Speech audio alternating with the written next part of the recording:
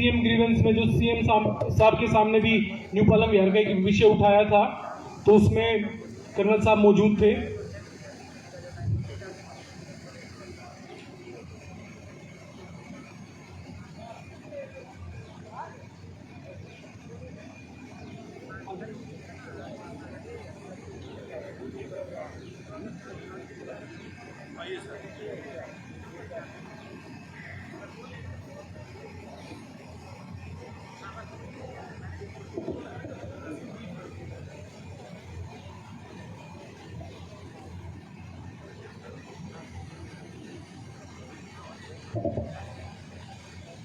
माननीय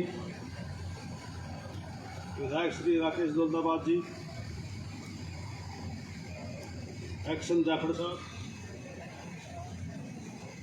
और मंच पर सभी पदासीन अधिकारीगण, प्रेस व मीडिया व भाई और बहनों, सादर प्रणाम।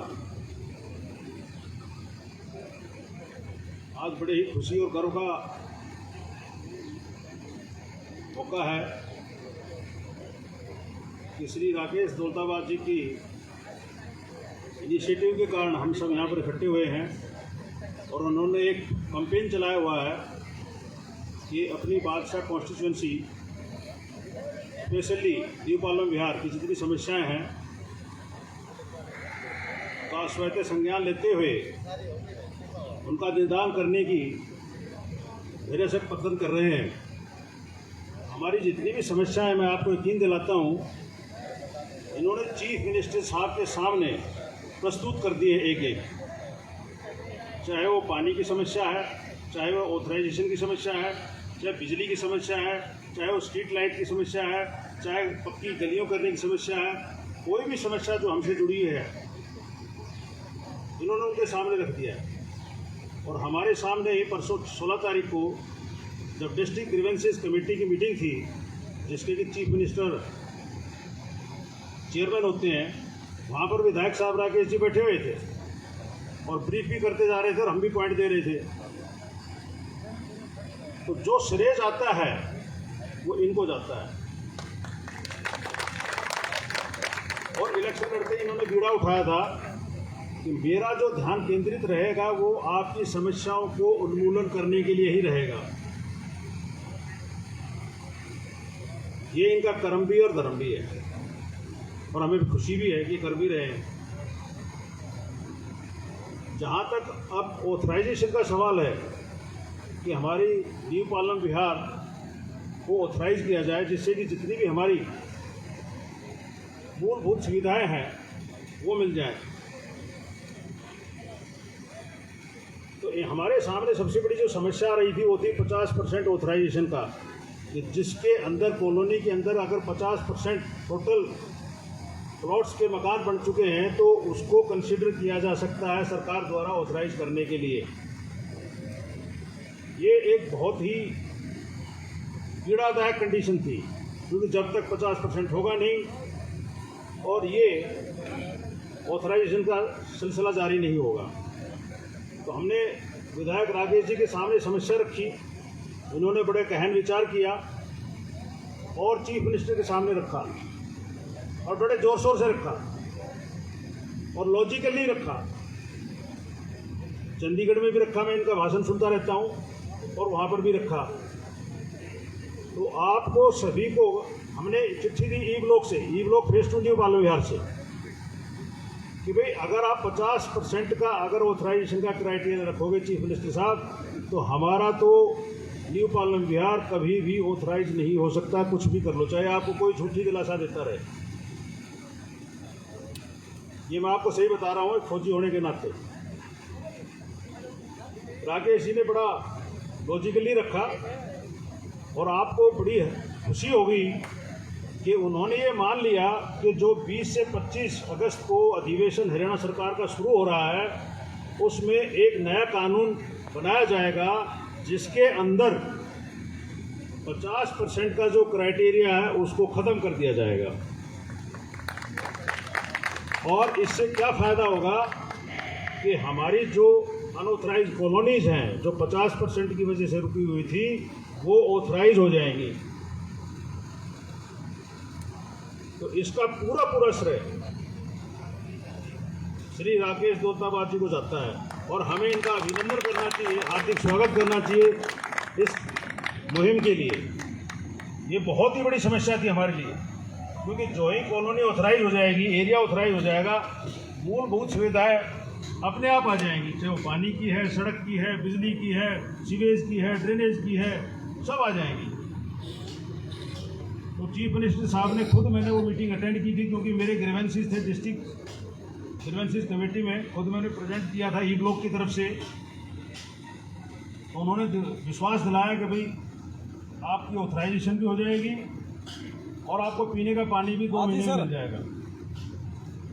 और स्पष्ट आदेश दिए चीफ मिनिस्टर साहब ने कि ये काम टाइम फ्रेम में पूरा होना चाहिए।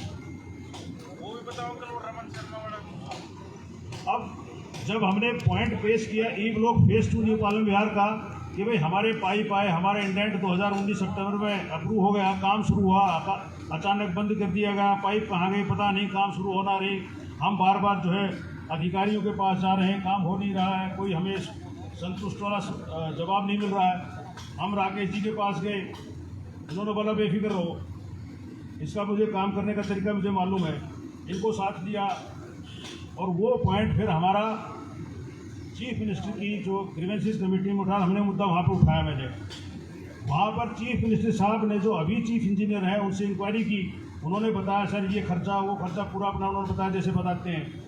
तो उन्होंने बोला बड़े शर्म की बात है कि 2019 सितंबर में टेंडर हुआ, 2 साल हो गए, आप पाइप नहीं दे सके इनको। बाजार में खूब पाइप मिलते, खरीद के दो, लोगों की समस्याओं का निदान करो। आप बैठे हो, सरकार बदनाम होती है, आप काम नहीं करते हो।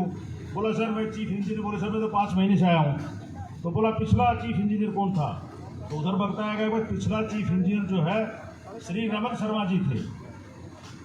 तो उनके बारे में आप सभी को मालूम होगा, अखबार में भी आया हुआ है। उसी वक्त मुख्यमंत्री साहब ने डिप्टी कमिश्नर साहब को आदेश दिया कि रमन साहब को 1 महीने की सस्पेंड करके छुट्टी में भेज दिया जाए। मुझे ऐसे अधिकारी पसंद नहीं है जो जनता के काम में अवरोध बने। तो इससे एक संदेश जाएगा कि काम को रोका ना जाए अधिकारियों के लेवल पर, और जो जनता को अफेक्ट डालते हैं वो काम तुरंत किए जाए।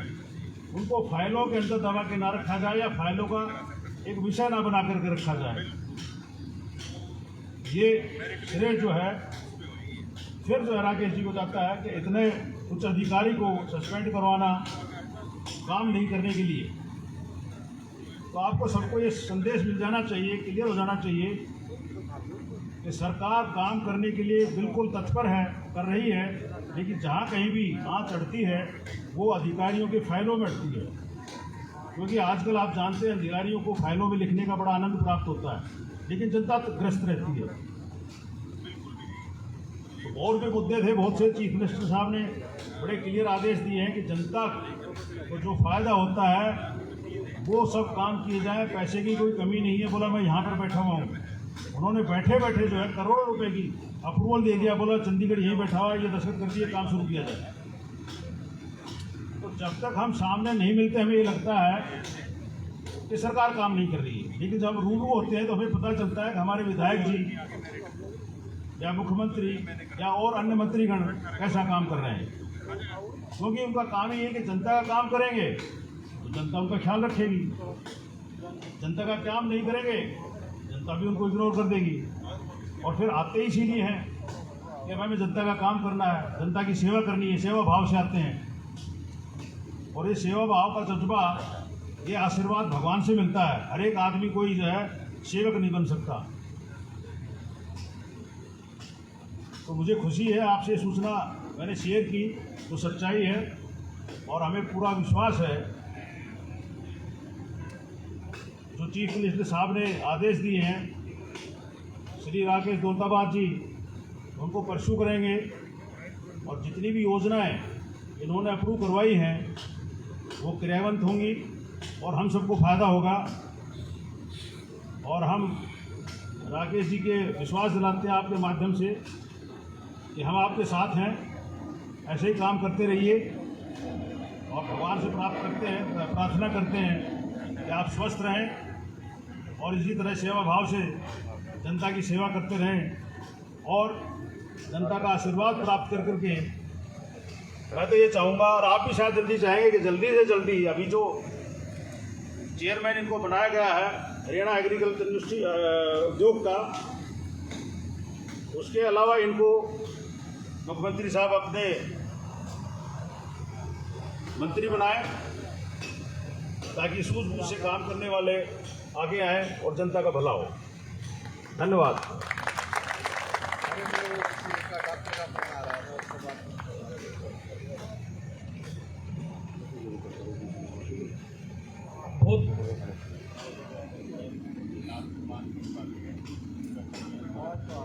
एक बार मैं दोबारा से आप लोगों को रिमाइंड कराना चाहूँगा, जो भी कंप्लेंट्स आपके पास हैं तो पीछे विंग कमांडर रामजी पाल जी हैं जो उसको लिख रहे हैं पूरा का पूरा, जिससे हम उसको एक सिस्टमेटिक तरीके से ले पाएंगे।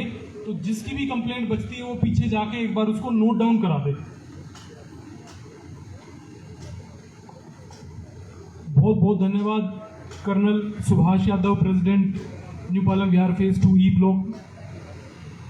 देखिए, जैसा अंकल ने बताया कि भाई 2-2 साल से चीज़ें फाइलों में घूमती रहती हैं और उसमें कहीं ना कहीं हमारे जैसे लोग या भाई साहब से भी कई बार कोई चीज़ हमें आगे से इंफॉर्मेशन हुई कि भी टेंटेटिवली किसी टेंडर में इतना टाइम लगता है, उसके बाद खुलने के बाद इतने दिन में एग्जीक्यूशन हो जाएगा। तो हम भी पब्लिक में आप लोगों के सामने उस चीज़ को कन्वे करते हैं कि जी ये काम इन प्रोसेस है, अब तक ये काम पूरा हो जाएगा। तो इसी का एक एग्जांपल सीएम साहब ने सेट करा, जो हमारे यहाँ से ट्रांसफर भी हो चुके थे अधिकारी, पहले जा चुके थे, तो उस पे भी उन्होंने कार्रवाई करके एक मैसेज दिया कि गुड़गांव जैसा नगर निगम जहाँ पैसे की कोई कमी नहीं है, और जब आपने किसी का टेंडर फ्लोट ही कर दिया, टेंडर खुल ही गया, उसके बाद क्या रोकने की जरूरत है? अगर टेंडर सही या गलत का भी कोई इश्यू है तो आप उसको स्टार्ट ही मत करिए। तो सीएम साहब ने इसकी, आपने काफी सारे लोगों ने उसकी वीडियोस भी देखी होंगी सोशल मीडिया पे, तो बड़ा एक क्लियर सा मैसेज सीएम साहब की तरफ से एमसीजी कमिश्नर को भी और एमसीजी डिपार्टमेंट को गया है कि इस तरीके के कामों में जो डिले करेगा, और जो हमारे प्रेजेंट चीफ इंजीनियर है उनको भी बता दिया कि उन्होंने खुद बताया जी मैं इतना टाइम लूंगा।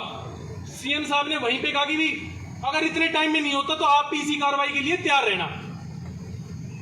तो जैसा कर्नल अंकल ने बताया कि विधायक जी की वजह से, विधायक जी ने जो इश्यू रखा कि जो कॉलोनी, जैसे अगर हम न्यू पालम विहार फेज 1 की बात करें तो इसका प्रपोजल अप्रूवल के लिए गया हुआ था और पूरा का पूरा फेज 1 भी नहीं गया हुआ था, इसमें भी ऐसे काट छाट के गया हुआ था कि भाई खाली जगह को छोड़ दिया, मकान को ले दिया, एक साइड वाला मकान अप्रूव है, साइड वाला प्लॉट अनअप्रूव है। इस तरीके की पुरानी पॉलिसी के अंदर प्रोविजन थे। जब सीएम साहब के सामने भाई साहब ने ये बात रखी कि अगर कोई कॉलोनी 30% है या 40% है, और हम कहते हैं कि जब वो 50% हो जाएगी जब हम उसको पास करेंगे, और उसी दौरान नगर निगम ही उस पर कार्रवाई करने पहुंच जाता है, जो भी नया मकान बनाने लग जाता है। तो ये तो दोनों चीजें कॉन्ट्राडिक्टरी होगी। एक तरफ हम कह रहे हैं कि 50% बना लो जब हम इसको अप्रूव करेंगे, दूसरी तरफ हम उसको बनाने ना दें। तो सीएम साहब ने इस बात को एडमिट करते हुए इमीडिएटली एक ऑर्डर करा था। मैंने कर्नल अंकल को और जो हमारी यहाँ की RWS है उनको इस बारे में अवेयर कराया था। सीएम साहब ने कहा कि जितनी भी इतनी कॉलोनियां हैं उस सारी का डाटा आप कलेक्ट करने का काम करो, हम उनसे डेवलपमेंट चार्ज लेके सर्विसेज हमें देनी है, वो लोग डेवलपमेंट चार्ज देंगे। तो बड़ा मतलब सीएम साहब को भी मैं इस बात की बधाई दूंगा कि उन्होंने इमीडिएटली इस बात को, विधायक जी की बात को एडमिट करा। और आपको एक बात जान के और खुशी होगी कि विधायक जी की इस बात से पूरे हरियाणा की 1300 कॉलोनियों को बेनिफिट हो रहा है। दूसरा, आप उनकी कार्यशैली से परिचित होंगे कि किसी भी इश्यू को डीपली स्टडी करके जब हम उसकी गहराई के अंदर जाते हैं, जब हम वहां पे देखते हैं कि भाई क्या क्या कमियां हैं, ये जो अनऑथराइज्ड एरिया है ये ऐसे ही बढ़ता जा रहा है अनऑथराइज्ड तरीके से, बेसिक एमिनिटी यहाँ पे अवेलेबल नहीं हो पा रही हैं, लोगों ने जैसे तैसे करके खुद अपने सीवर आउटलेट के प्रोविजन किए हैं। तो ये सारी जो चीजें हैं, जब तक इतनी बड़ी आबादी के लिए एमसीजी जैसी अथॉरिटी प्लांट वे में नहीं करेगी, अब हम छोटे मोटे प्रोविजन कर लेंगे बट हम लॉन्ग लास्टिंग प्रोविजन नहीं कर पाएंगे।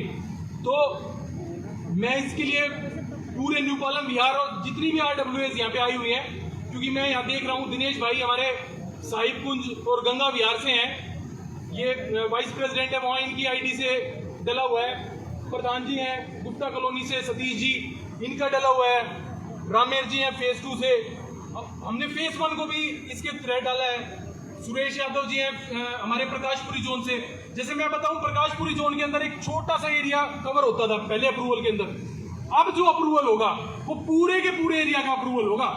उसमें ऐसा नहीं होगा कि ये रोड अप्रूव्ड है, ये रोड अनअप्रूव्ड है, जहां पे आपने सीवर दे दिया वहां पे नहीं दिया उसकी। क्योंकि जब भी प्लानिंग होती है तो उसके एरिया के हिसाब से प्लानिंग होती है कि पानी के पाइप डालने तो किस लेवल के पाइप डालने हैं। तो इसके लिए मैं धन्यवाद दूंगा विधायक जी का।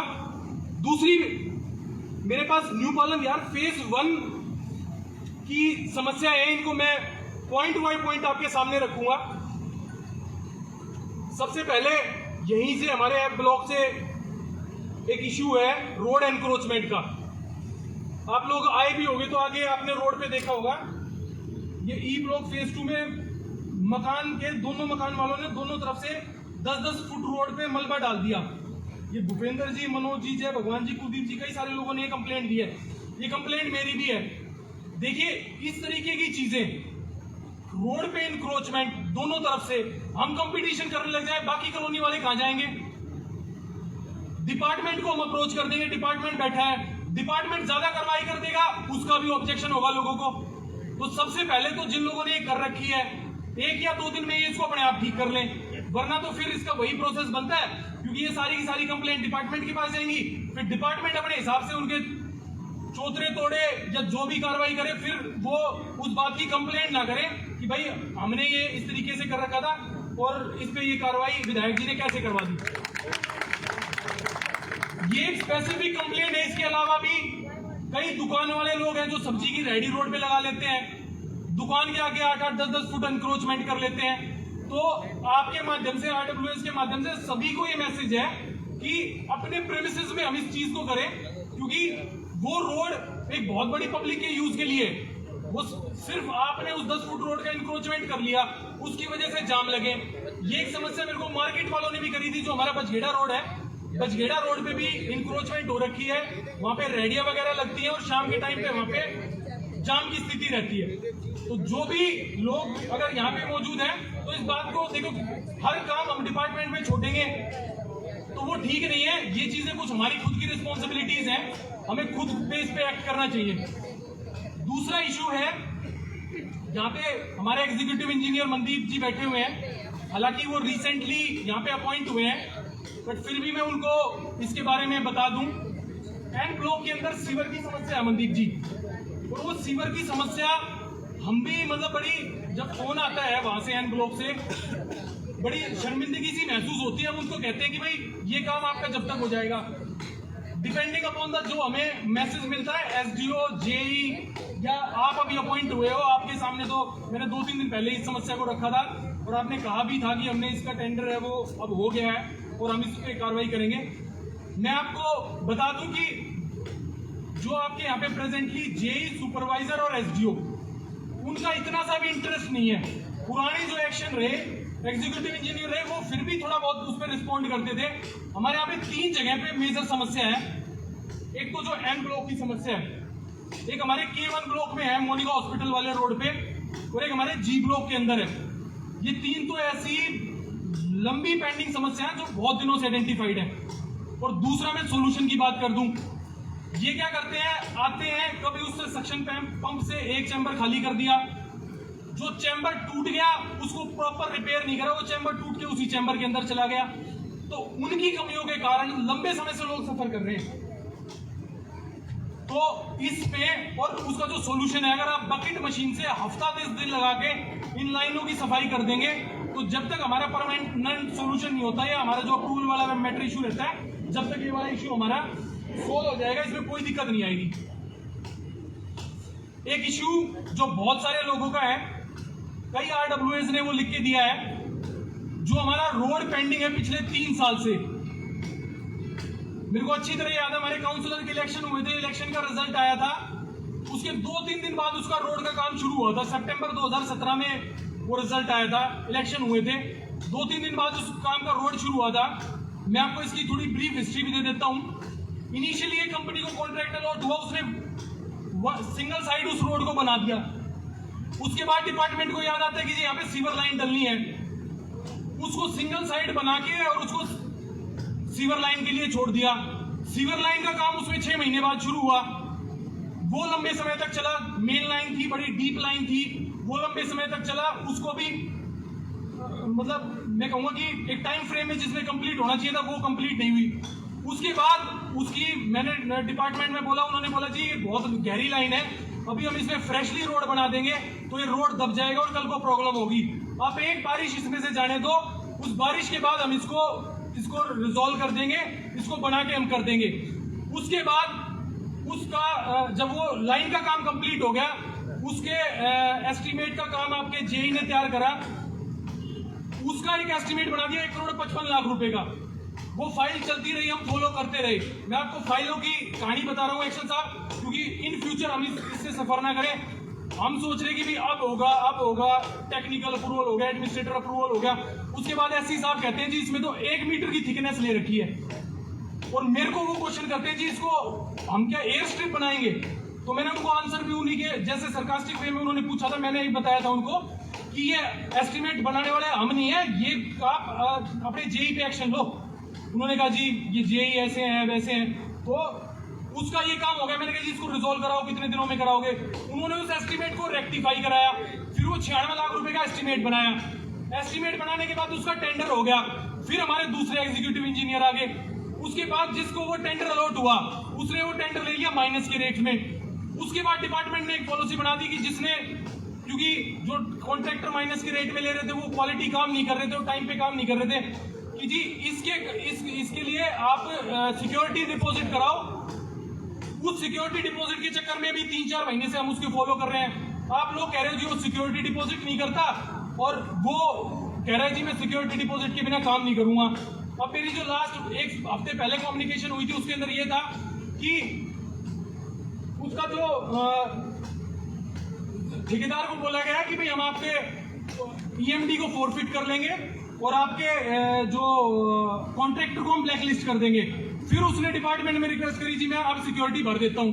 तो मनदीप जी से मेरी रिक्वेस्ट है कि आप बिलीव नहीं करोगे उस रोड पे कितने लोग गिर चुके होंगे, कितने लोगों को चोट लग चुकी होगी और कितने लोगों की गाड़ी टूट चुकी होगी। और आज भी मतलब आप एक टाइम फ्रेम में उसका सबको एक बार अभी बता दें कि भाई आप, क्योंकि आपकी नॉलेज में है वो, कि वो काम कब से शुरू हो जाएगा। 1547।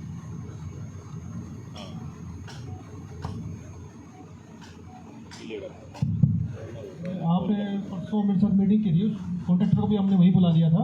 उसको लास्ट एक ऑप्शन दे रखा है कि शुक्रवार तक वो जमा करा देगा। अगर वो फ्राइडे तक जमा नहीं कराता तो उसके खिलाफ कार्रवाई करेंगे। और आपके सामने उसने कहा था कि मैं 100% शुक्रवार को जमा करा दूँगा। अगर शुक्रवार को ही जमा करा देता है उसी दिन उसका वर्क ऑर्डर जारी कर दूँगा। उसको लास्ट एक मौका दिया गया आपके साथ मीटिंग करने के बाद। तो मनदीप जी मैं आपसे उम्मीद करूंगा कि फर्दर कोई इसमें डेडलाइन ना मिले, क्योंकि सारी की सारी आरडब्ल्यूएस के इसी तरीके के इश्यूज हैं।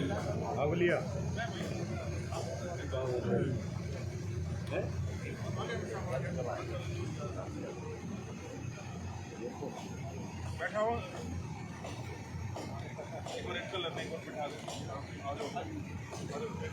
यहाँ जाओ इधर बैठ जाओ।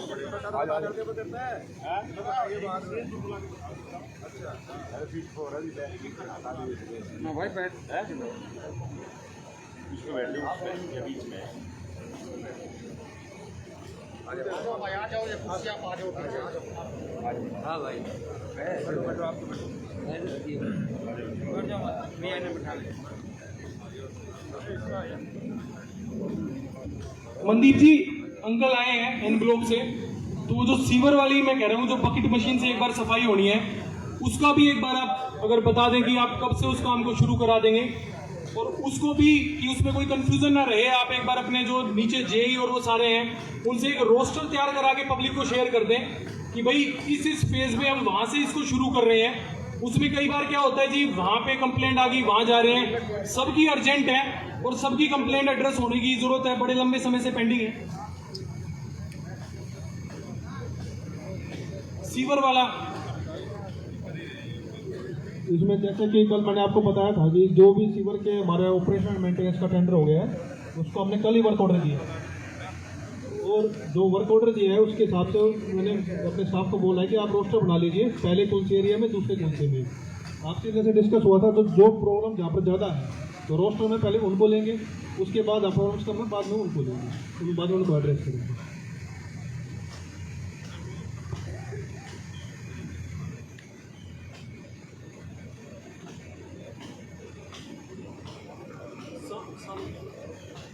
ये जो भी RWAs, जो भी विशिष्ट व्यक्ति अभी आए हैं, तो पीछे जहाँ पे एंट्री पॉइंट है वहीं पे एक कंप्लेंट रजिस्टर का सिस्टम है, तो उसको एक बार आप वहाँ पे नोट ज़रूर करा दें, उसके बाद आप आगे स्थान ग्रहण कर लें।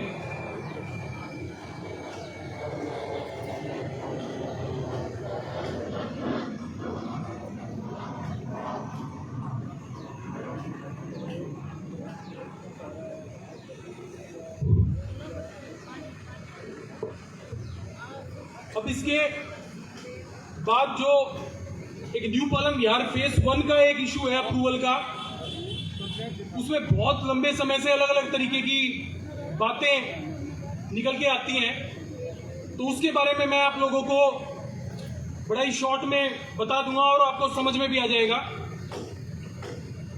हमारे यहाँ से एक टेम्परेरी एक्ट बना था कॉलोनी रेगुलराइजेशन का, जो आज हम किस दिन कहते हैं कि भाई जो कॉलोनी 50% अप्रूव है उनको अप्रूव कराने के लिए, जो हमारी पास्ट गवर्नमेंट थी जिसमें हमारे कांग्रेस की गवर्नमेंट थी, सीएम हुड्डा जी जिसमें चीफ मिनिस्टर थे, उस टाइम पे 2013 के अंदर एक infrastructure deficit and management act 2013 बना था, जिसके अंदर उन सब 50 जो कॉलोनियां 50% विकसित हो चुकी उन कॉलोनियों को कंसीडर किया गया था।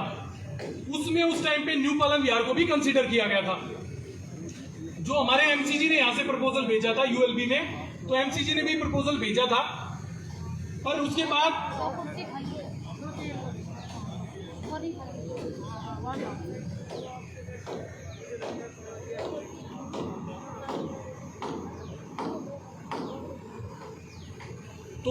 हमारी जो यहाँ पे RWA थी वो कोर्ट के अंदर चली गई। कोर्ट के अंदर उन्होंने कहा कि भाई हमारी कॉलोनी को अप्रूव किया जाए। उसमें एक तो कॉन्ट्राडिक्शन ये थी कि हमारी कॉलोनी को यहाँ से कंसीडर कर लिया गया था, अगर कंसीडर ना किया जाता उस एक्ट के अंदर तो कोर्ट में जाना एक जस्टिफाइड भी लगता कि भाई यहाँ कोर्ट में जाना चाहिए। जब कोर्ट में गए, उससे कोर्ट ने ऑर्डर करा कि भाई ये जो मैटर है ये कोर्ट का मैटर नहीं है, और RWA के जो क्लेम को उन्होंने रिजेक्ट कर दिया, और यूएलबी को एक ऑर्डर कर दिया कि आप जो RWA आई है ये कहती है कि भाई हम भी इस एक्ट को फुलफिल करते हैं, आप इनको 3 महीने के समय के अंदर आप इनको आंसर कर दें कि भाई आप इनके केस को कंसीडर करेंगे नहीं करेंगे। अब सबसे मैं एक चीज और बताता हूं कि जो ये इस तरीके के डिसीजन होते हैं कॉलोनी अप्रूवल वाले, इनके लिए टेम्परेरी एक्ट बनाए जाते हैं सरकार के द्वारा, और टेम्परेरी एक्ट ही बनाया गया था। उस एक्ट की वैलिडिटी 1 साल थी कि उस टाइम ड्यूरेशन के अंदर जो भी उसके अंदर जो भी अंदर उसको फुलफिल करेगा उन सबको सरकार कंसीडर करके और जो बेसिक एमिनिटीज है वो प्रोवाइड कर देगी।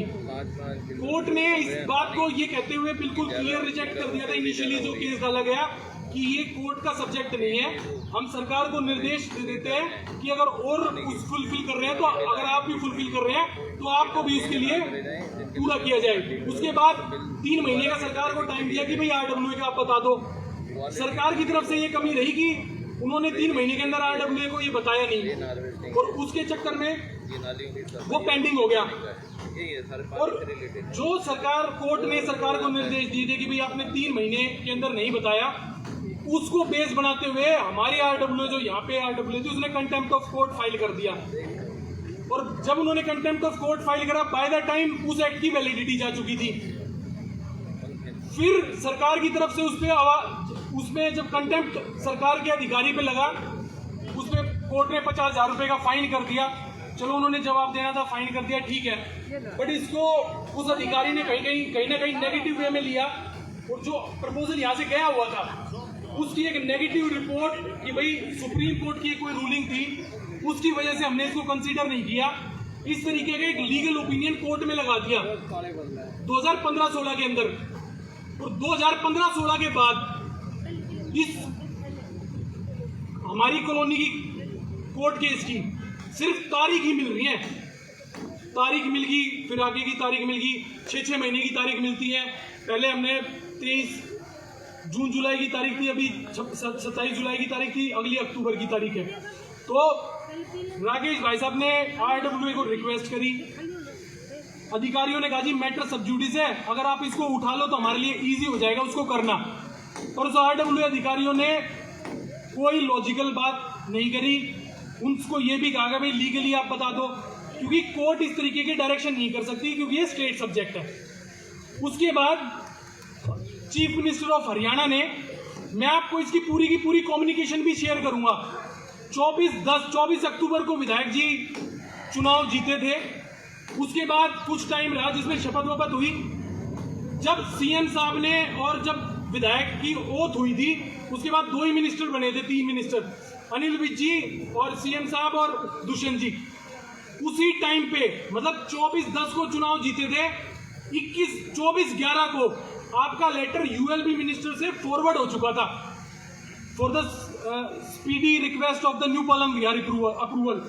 उसके बाद उस पर सीएम साहब की नोटिंग, ACS की नोटिंग, ऑन ग्राउंड सर्वे मेरे साथ लोगों ने करा, MCG से रिपोर्ट हमने फॉरवर्ड करवाई, जो मॉनिटरिंग कमेटी सुप्रीम कोर्ट ने कंस्टिट्यूट करी थी उसने इसमें एक पॉजिटिव ओपिनियन अपना प्रेजेंट करा। बहुत सारे इसके ग्राउंड बना के विधायक जी के स्पेशल रिक्वेस्ट पे सीएम साहब ने, जो हमारे पूरे स्टेट के लीगल मैटर देखते हैं, अटॉर्नी जनरल है बलदेव महाजन जी, उन्होंने न्यू पालम विहार फेज 1 के लिए 70 पेज की लीगल ओपिनियन की रिपोर्ट तैयार करी है। और उस लीगल ओपिनियन की रिपोर्ट तैयार होने के बाद उस लीगल ओपिनियन से ये क्लियर हो गया कि अब इसके अंदर कम से कम कोर्ट की हर्डल नहीं आएगी, ना तो सुप्रीम कोर्ट की रूलिंग की हर्डल आएगी और ना ही जो हाई कोर्ट में अभी केस चल रहा है उसकी हर्डल आएगी। तो ये विधायक जी के जो प्रयास है ना ये करवाने के लिए थी, 2 साल लगातार है, इसकी पूरी की पूरी डॉक्यूमेंटेशन है, विद इन टाइम फ्रेम है कि ये फाइल किस किस लेवल से होके गुजरी और कहाँ कहाँ के पहुंची। तो अब वो पार्ट आ गया कि भाई हमारे यहाँ पे कोई हर्डल नहीं है, और हमने जो ये नया प्रोविजन पूरी की पूरी हमारी बादशाहपुर की कॉलोनियों के लिए और हरियाणा की कॉलोनियों के लिए सीएम साहब ने ऑनरेबल MLA साहब की रिक्वेस्ट पे कंसीडर किया। हमने अपनी न्यू पालम विहार फेज 1 को भी, हमारे T ब्लॉक, R ब्लॉक को भी, हमारे E ब्लॉक, F ब्लॉक को भी, हमारे EZ ब्लॉक को भी, जो हमारे निहाल कॉलोनी एक्सटेंशन का पार्ट है जो बाद में कटा, जो अप्रूव्ड नहीं है, उसको भी, हमारे EZ ब्लॉक को भी, WZ ब्लॉक को भी, हमारे साहिबकुंज को भी, गंगा विहार को भी, सारे की सारे प्रपोजल, क्योंकि आप लोग RWA के उससे परिचित हो, विधायक जी की टीम आपके पास गई थी, हमारे चिल्ड्रन पार्क को भी, हमारे धनकोट इनक्लेव को भी, और हमारी इधर कॉलोनियां लगती है वहां के लोग यहाँ मौजूद नहीं है, पर सारी की सारी कॉलोनी हमने जाके, हमने पटवारी साथ लेके, हमने सर्वे करा के खुद हमारी टीम ने अपलोड कराई है। और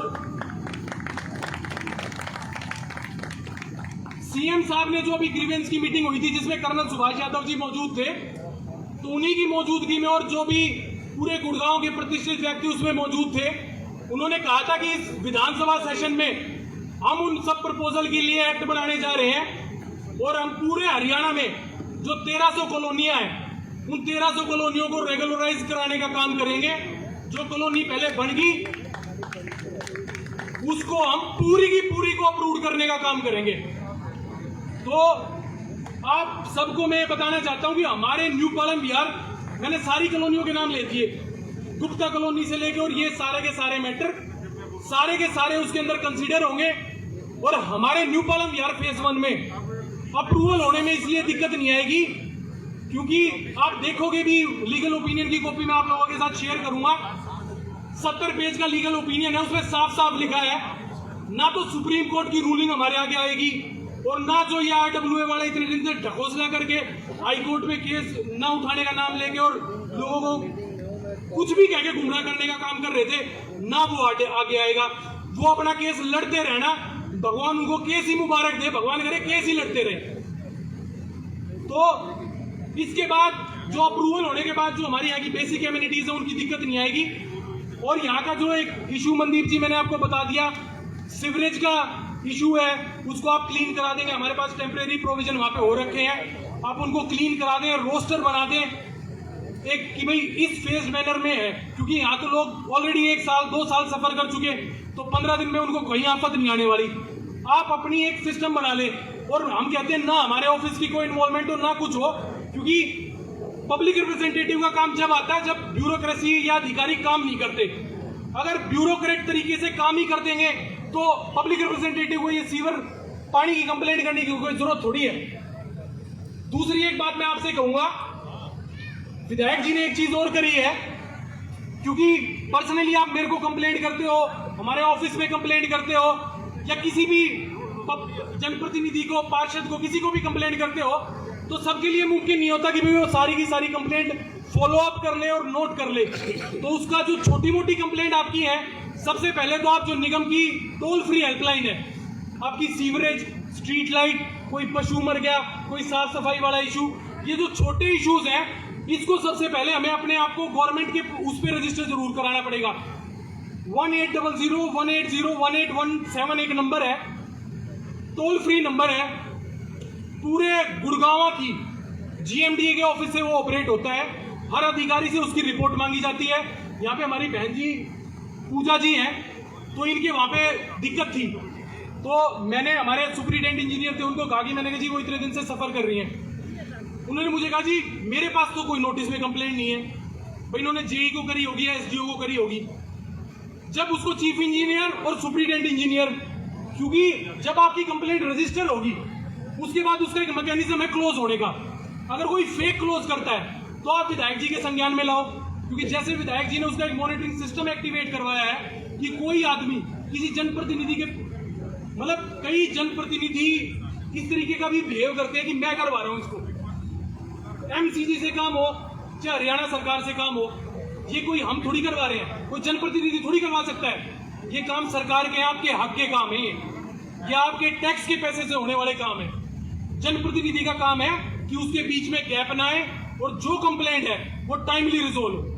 तो इस मैकेनिज्म को, क्योंकि डेमोक्रेसी में जो सबसे बड़ा हक है, अधिकार है, वो हमारी सम्मानित जनता का है। और कोई भी नेता या कोई भी पार्षद या कोई XYZ में किसी का पर्टिकुलर नाम ना लेता, सिर्फ एक चीज हमें अवेयर होने की जरूरत है कि हम किसी की बातों में ना आए, और किसी से हमारे अच्छे रिलेशन भी है तो उसकी वजह से हम किसी का पॉलिटिकल नुकसान ना करें। जिस मुद्दे पे हम किसी के साथ जाएं, उस मुद्दे की तह तक, बारीकी तक जांच करना भी हमारा काम है, क्योंकि हम भीड़ में किसी ऐसे ही आदमी का हिस्सा बन जाते हैं जो इन कामों को रोकने का काम करता है। आप सब मौजूद थे 24 जनवरी को, विधायक जी ने पार्क का शिलान्यास किया महिंद्रा और आगे वहां पे। उस काम को रोकने के लिए इतने प्रयास कर दिए कि ये काम ना हो। भाई अगर आपने किसी को चुना है, विधायक जी को चुना है, किस लिए चुना है बताओगे आप लोग एक बार? काम करने के लिए चुना होगा ना। अगर कोई भी आदमी प्रतिनिधि है, कोई पूर्व पार्षद के रिलेटिव की जमीन लगती थी साथ में, बोला हमारी जमीन यहां तक आती है, हमारी जमीन के लिए रास्ता छोड़ो, हमारी जमीन के लिए ये करो, उसकी वजह से डिले हो गया। वरना आज के दिन मतलब जो पार्क आपको 2 महीने बाद मिलेगा वो 3 महीने पहले मिल जाता। तो सिर्फ मेरा जनता, क्योंकि मेरे को अच्छे से याद है जब भाई साहब विधायक भी नहीं थे, यहाँ पे पालम विहार के रेजिडेंट भी मौजूद है, पालम विहार की पीवीआर भी मौजूद है। पालम विहार के रोडों में इतने गहरे गहरे खड्डे थे। हम तो अनऑथराइज कॉलोनी कि भाई हमको तो कह दो अनऑथराइज, हम यहाँ पे प्रोविजन नहीं कर सकते। इतने गहरे गहरे खड्डे थे, वाटर लॉगिंग वहां होती थी, पानी वहां नहीं आता था, बिजली की वहां समस्या थी। कारण कि सरकार का जो चीजें सरकार को इन्फोर्स करनी है वो आप पब्लिक थोड़ी करेगी। विधायक जी ने उसका बीड़ा उठाया, विधायक जी ने उसके लिए विरोध करा, जनता को सच्चाई बताई और जनता को अपने साथ लिया, और उसी टाइम की सरकार ने उस पर निर्णय लेना पड़ गया कि भाई ये काम पब्लिक वेलफेयर के लिए है। किसी प्राइवेट डेवलपर से अगर सरकार को फंड लेने हैं तो वो जनता नहीं लेगी, वो सरकार लेगी। इस काम को सरकार अपने फंड से शुरू कराए और उस पर काम हो। पालम विहार के अंदर फटाफट सारे रोड बन गए, सारे पार्कों का काम हो गया। अब एक थोड़ा सा बिजली का इशू है, उसके लिए भी लगातार विधायक जी प्रयासरत हैं, वो भी बहुत जल्दी सॉल्व कर देंगे। तो सबसे ज़्यादा पावरफुल इस डेमोक्रेसी में और इस कॉन्स्टिट्यूशन में आप लोग हो। अगर आप लोग जागरूकता के साथ, सच्चाई के साथ, सच्चे आदमी के साथ खड़े हो गए, क्या ताकत कोई विधायक, कोई मुख्यमंत्री या कोई भी सरकार आपकी बात को ना सुने। सिर्फ और सिर्फ भ्रमित होने का काम नहीं कर रहा है। तो न्यू पालम विहार की एक छठ घाट की भी, छठ समिति के लोग आए हैं, छठ घाट की भी समस्या इन्होंने रखी है। उसमें दीवार को रिपेयर कराने का काम है, वो सारा का सारा है। तो अभी उसके अंदर जो छठ समिति के लोग आए हैं, उनकी अधिकारियों के साथ एक मीटिंग करा के विधायक जी की मौजूदगी में जो भी वहाँ पे चीज़ें होने वाली होंगी तो उसको हमें आपके साथ अलग से मीटिंग के अंदर कर लेंगे, क्योंकि इसमें अभी कोई ऐसी डेडलाइन नहीं दे पाएंगे।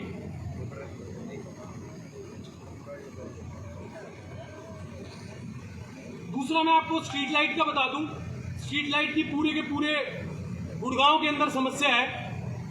जो पुरानी हमारी ईएसएल कंपनी थी, मतलब हमने जो चीजें देखी और सुनी ना, सुन के भी ऐसा लगता है कि भाई उस टाइम के जनप्रतिनिधि या उस टाइम के वो लोग क्या कर रहे थे। हालांकि किसी को क्रिटिसाइज करना पार्ट नहीं है, बट एक अवेयरनेस वाली बात बताता हूँ। एमसीजी एक कंपनी को कॉन्ट्रैक्ट देती है ईएसएल को कि सारे शहर के अंदर स्ट्रीट लाइट लगानी है। उसका कॉन्ट्रैक्ट होता है 55,000 लाइटों का, और वो लगा देती है 75,000 लाइट बिना कॉन्ट्रैक्ट के। और उसके बाद कहती है जी हमने 20,000 लाइटें लगा दी, आप हमारी इसकी भी पेमेंट करो। तो पूरे के पूरे सिस्टम की गलती है। उस डिस्प्यूट को रिजोल्व होते होते दो कमिश्नर चेंज हो गए। अभी आहूजा जी आए हैं, आहूजा जी ने उसको बड़ा पॉजिटिवली उस पर एक्ट करते हुए उस कंपनी के भी इश्यूज को एड्रेस करा है। और मजे की बात, पूरे गुड़गांव में स्ट्रीट लाइट लगा दी।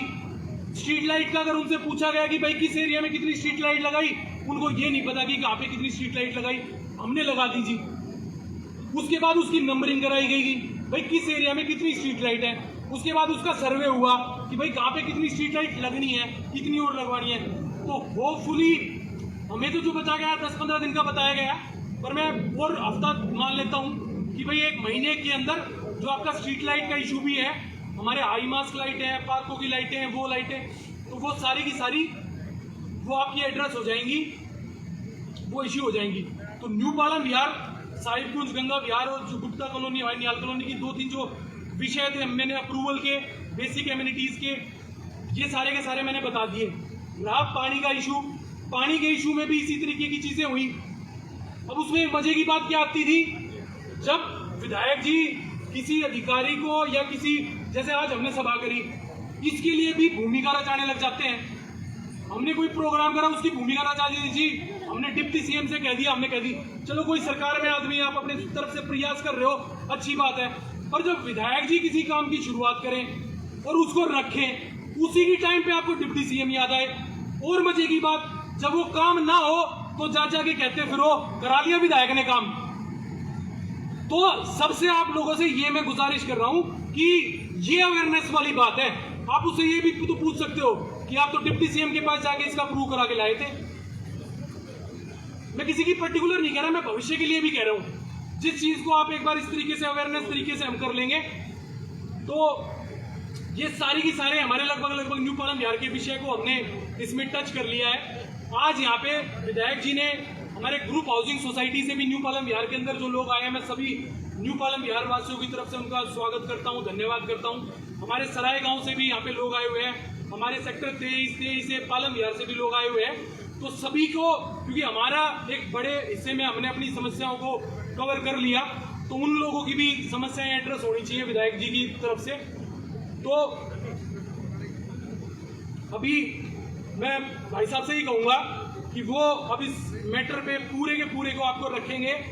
और अभी 15 अगस्त को विधायक जी ने की के जो सोच है, जो विधायक जी बने, जो जिसमें पब्लिक अवेयरनेस और रिस्पॉन्सिबिलिटी, 3 चीजों की हमने इस इंडिपेंडेंस से सबसे रिक्वेस्ट करी थी। और विधायक जी को भी मैं बताता हूँ, सारी की सारी RWS ने उसमें अपनी सहमति करी।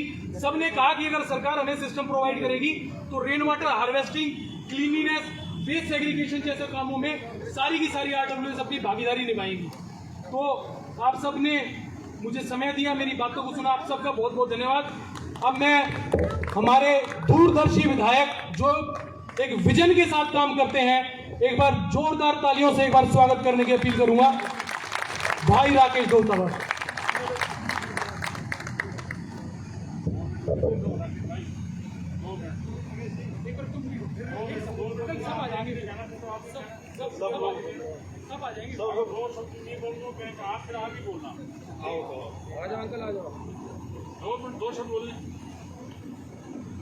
मैं शुक्रगुजार हूँ विधायक जी ने मुझे 2 मिनट का समय दिया। मुझे ज़्यादा परिचय नहीं देना, मेरी शक्ल सब जानते हैं। एक ही बात कहूँगा सिर्फ कि हम इस कॉलोनी में न्यू पार्लियामेंट विहार कॉलोनी फेज 1, 2, 3, 4 भूल जाओ, नाम याद रखो, न्यू पार्लियामेंट विहार में हम पिछले 30 साल से रह रहे हैं। और मेरी कोई बात कड़वी लगे तो मैं हाथ जोड़ के अभी विधायक जी से और जनता से, सभी मेरे शुभचिंतकों से माफ़ी पहले मांग लेता हूँ। ये सब बैकग्राउंड से हूँ, सच बोलने की आदत है। पिछले 30 साल से कभी भी कोई एक मकान नहीं टूटा। मेरी भाषा में इस कॉलोनी के बीच अगर कोई मकान टूटता है तो समझो एक आदमी की एक्सीडेंटल डेथ होती है, हत्या होती है, हत्या होती है। पिछले 3-4 महीने में 10-20 मकान टूटे हैं, 10-20 हत्याएं हुई हैं। किसी ने संज्ञान लिया है? हम दरबार लगाए हैं, बढ़िया। सन्नी जी ने भी बहुत बढ़िया बातें की हैं, सारी बातें बढ़िया हैं। जब हमें एक बात तो अखबार में ये आता है कि कॉलोनी अप्रूव हो रही है, तो फिर भाई साहब ये मकान तोड़ने के लिए आप यहाँ क्यों आ रहे हैं? कल एक अधिकारी, हाँ मेरे घर के सामने कोई मकान टूट रहा है, किसी गरीब का टूटा है, किसी अमीर का टूटा है, मेरा ये इश्यू नहीं है। पर कल वो अधिकारी उस मकान को ऐसे तोड़ रहे थे जैसे कि वो उनकी कोई जाति दुश्मनी है उनके साथ। हाँ कोई बात, मैं बड़ी बात पूरी करूँ, मैं भूल जाता हूँ, फिर उम्र का तकाजा है। मुझे जो फ्लो में मुझे याद है, जो कहना चाहता हूँ, 3 मिनट मेरा समय मिला है। मैंने उन अधिकारी से ये पूछा और ये बताया कि साहब ये मकान तोड़ रहे हो, ये नेशनल लॉस है। नेशनल लॉस कैसे है जी? सीमेंट लगी है, बजरी लगी है, ईंट लगी है, मजदूरी लगी है, किसी का पैसा लगा है, तो ये नेशनल लॉस है। ये मकान बनेगा तो इसमें 10 आदमी रहेंगे। तो उस अधिकारी का जवाब था कि साहब ये नगर निगम का भी लॉस है। मैंने कहा नगर निगम का लॉस कैसे है? नगर निगम को प्रॉपर्टी टैक्स मिलेगा। कि नहीं साहब, इन्होंने जो है सरकारी जमीन में वो बनाया है। मगर सरकारी जमीन में क्या बना दिया भाई? तो कहने लगे ये छज्जा इन्होंने बाहर निकाला है 4 फुट। यहाँ मेरी जबान थोड़ी दबी, देखो जो सच है वो सच भी सुनना पड़ेगा। मेरी जबान दबी, हाँ भाई ये तो सही है, मैंने भी कई बार कहा, मैं भी 25 साल से यहाँ रहा हूँ। तो बोला जी तो आप रोके? मगर नहीं रुके। तो मैं कहा भाई ऐसा है, फिर पिक एंड चूज मत करो। इस कॉलोनी में 30 मकान 50 मकान ऐसे होंगे 3000 में से जिन्हें छज्जे बाहर निकाल रखे हैं या बिल्डर फ्लैट हैं, फिर उनमें सब पे कार्रवाई करो। या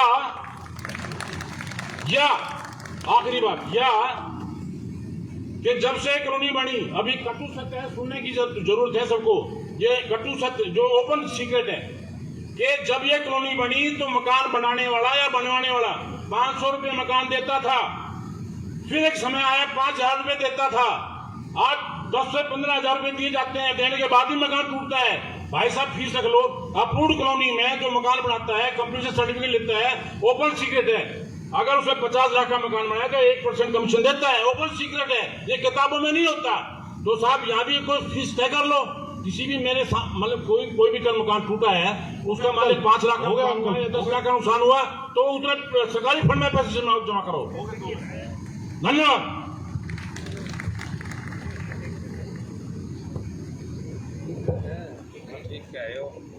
सभी हमारे बड़े बुजुर्ग, सभी RWA से आए हुए हमारे पदाधिकारी, सभी नौजवान साथी, डिपार्टमेंट से आए हुए सभी अधिकारीगण, सबका बहुत बहुत स्वागत। कल शाम को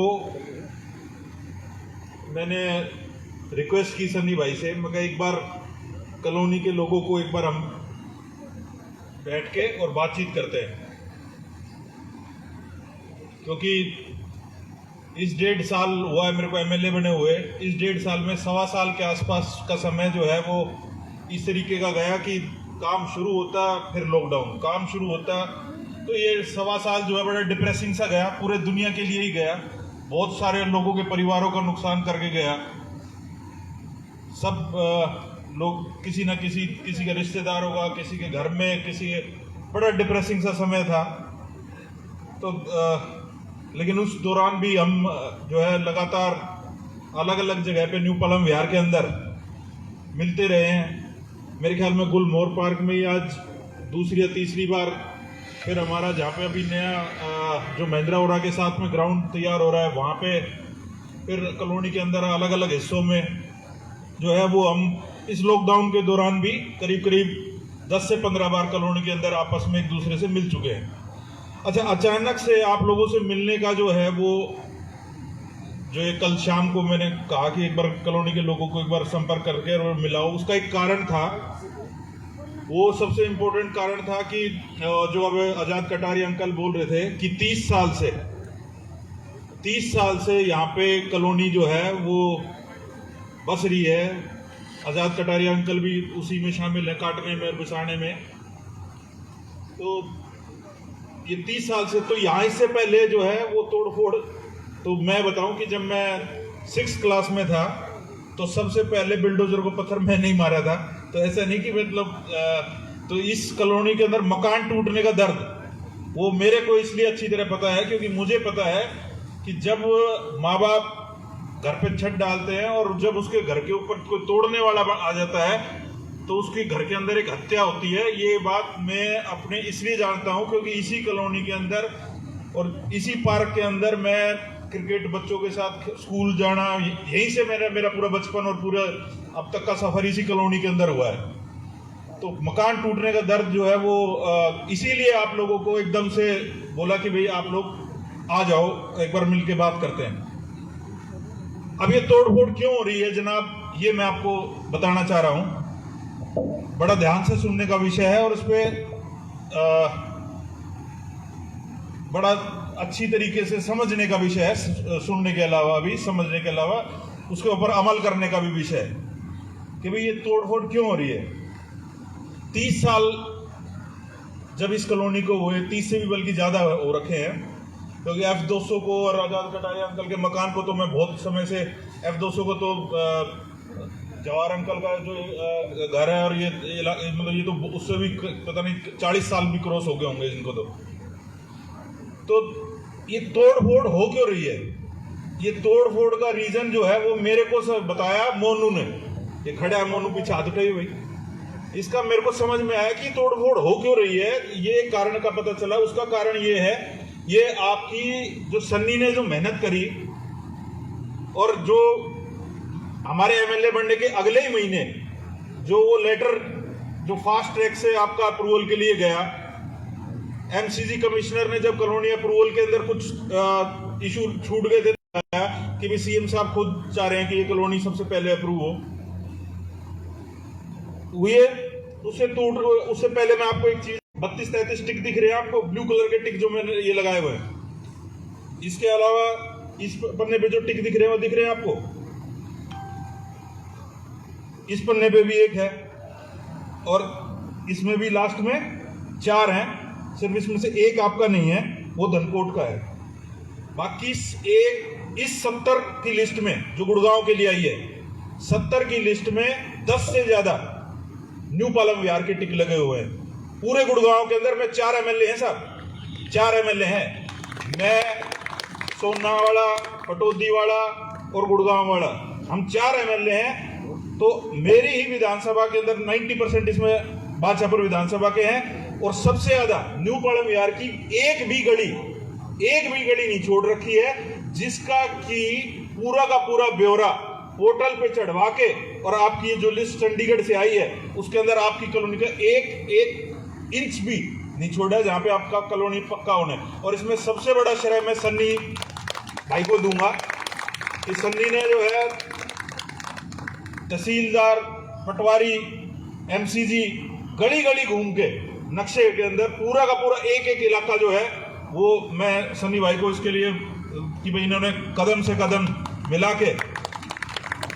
मेरे एमएलए बनने का फायदा इस कॉलोनी को क्या हुआ साहब, जैसे अभी कर्नल अंकल अभी ने बताया कि भाई एमएलए ने इस तरीके से हमारी चीजों को रखा।